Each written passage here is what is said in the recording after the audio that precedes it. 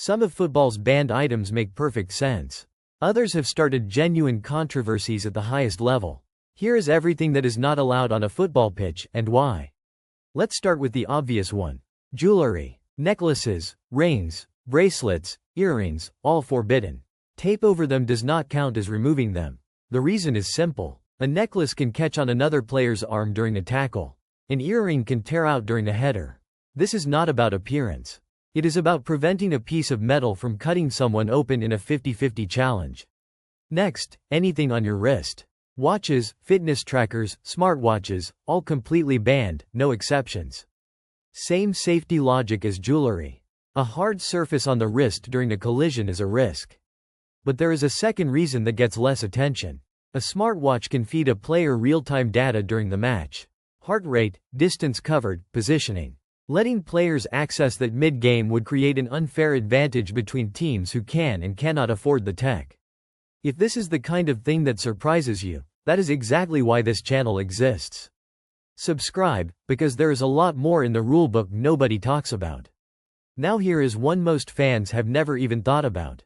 Illegal footwear. American football cleats, baseball spikes, anything with sharp metal studs or pointed toe cleats, banned outright.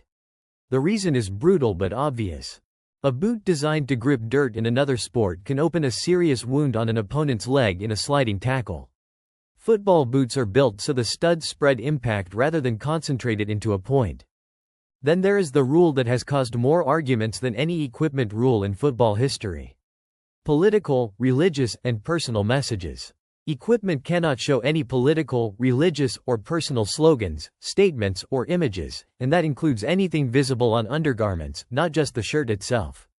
The reasoning FIFA gives is neutrality.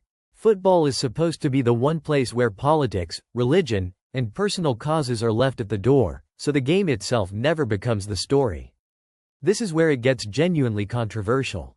FIFA has blocked the OneLove and Unite for Inclusion armbands from being worn at the 2026 World Cup, despite several high-profile captains wanting to wear them.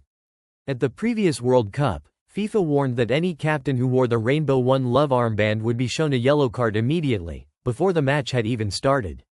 A yellow card, for an armband, before kickoff. That is how seriously this rule is enforced, and it is the single most debated item on this entire list.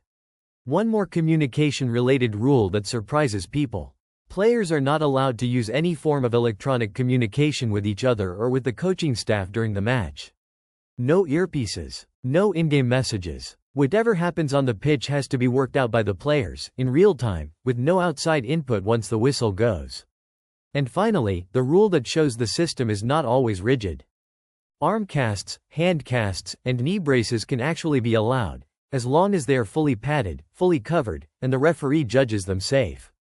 So a player recovering from injury is not automatically benched by the equipment rules. It comes down to whether the referee believes it is safe for everyone else on the pitch. Every single one of these rules comes back to one of two things: safety or neutrality. The safety rules barely anyone argues with. The neutrality rules are the ones that turn into global news stories. There is a lot more in football's rulebook that never makes it into commentary. Subscribe so you catch it before it becomes a headline.